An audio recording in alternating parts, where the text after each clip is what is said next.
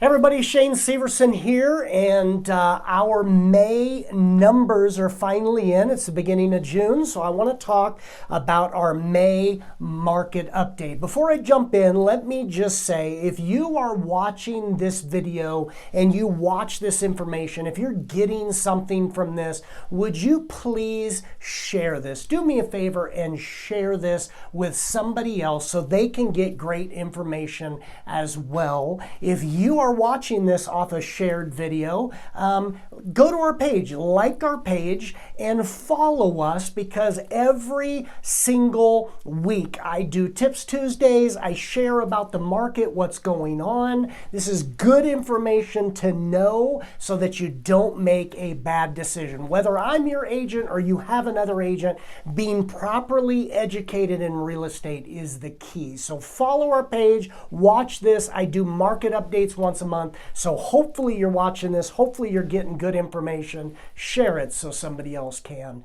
as well. Like I said, our numbers are in for May. So let's jump right in and talk about what's going on in this most insane market, the most insane in history. We've never seen anything like this. Probably may never again for the rest of our life, but here we go. Let's jump in.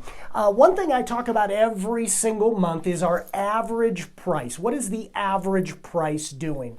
So last year, our average price in May was $523,569, so 524 basically. And today we are running, or in May, we hit $662,027. 662027 is our number. You heard me right. We're over 650,000. Now, one thing I want to mention about this, just for education and so you understand, because you, like me, are probably thinking or did think that every single realtor gives different statistics. Every website you look at, every person you talk to has different numbers. Why is someone at 612,000 and Shane's at 662? Where in the heck do they get this information? Well, first let me say that everybody pulls different data. Not different average prices of sold, but different information they're pulling from. Some people pull different counties. Some people leave out some of the counties, and that makes a huge difference. You have some of the counties that are a lot lower or a lot higher than others. Basically, all I do is I keep this similar across the board so that our market updates are always the same. So I'm probably a little on the high side, but I pull all of Metro Denver, all of the counties in Metro Denver. I do that every time. We don't change that up, so you will see my market stats will stay the same across the board. Second thing that some people do is they include condos, townhomes, that kind of stuff in their search. I only pull single family homes. When you pull condos, those change a lot and it can throw your numbers out a lot. So again, my numbers will be a little higher, just full disclosure.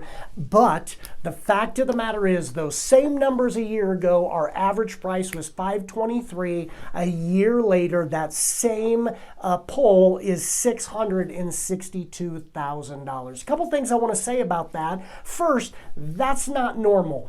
Markets don't grow by 26.5% over a year. I think we've grown 22, 23% in the last couple months.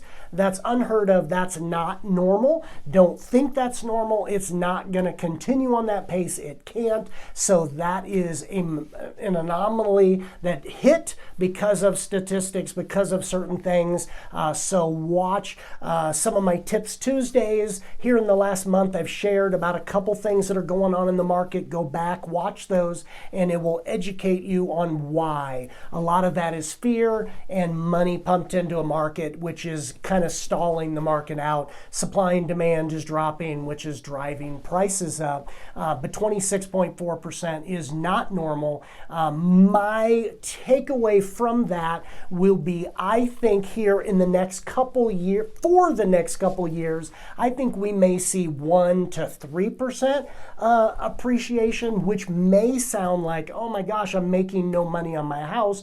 That's not true. You are. It's just playing catch up. Prices have to either drop or they'll slowly, gradually climb in order to catch up with this crazy overbidding that we've had happen. So you may even see negative drops. Go back, see some of my videos. Why in the world would we go backwards? Market's not dropping. You really have to be educated to understand when the media tells you Denver's collapsing, COVID is crashing, people are out of jobs, and our real estate appreciation is dropping. That's not true. There are reasons behind that, but you'll have to go see some of those other videos for that. Next thing I want to talk about is our active listings. I talk about that quite often. In 2020 May, we had 10,780 homes on the market. That's still low. That's still a tremendous sellers market. So, 11, we need 15, 20, 30,000 homes really to swing that to a buyer's market. But a year ago, we were at almost 11,000 homes on the market. This May, we currently are running about 3,169 homes. That is a 46.9% drop in the amount of homes. Why? Fear, money. Go look at those videos. That's why it's driving prices up. So we still have some lingering effects of COVID that will last for a little while longer, but it will start to settle out here real soon. The thing that I talk about a lot, months of inventory, what drives a market, supply and demand. We were at 2.1 months supply a year ago. We're currently running a half a month's supply, meaning we don't add any more homes on the market. How long does it take to sell out of the inventory we have? Well, guys, it takes 2 weeks to sell out of everything. That's unheard of, crazy, but that's where we've been at. You've heard me say that for over a year. That's where we're at. That's where we've been. Not much change there. Last thing I want to talk about is this percentage of closed price versus the percentage of list price. A house lists at 500. Where does it sell percentage-wise? A year ago, we were at 99.6. Pretty close. If it listed at 500, it's going to sell at 500. If it listed at 380, it's going to sell roughly about 380. Currently, we're running at 104.2%. Some homes are going way over that. Some are not going for that, even though you're hearing differently in the media and everything else. It's not true. We're running at about 104.2%.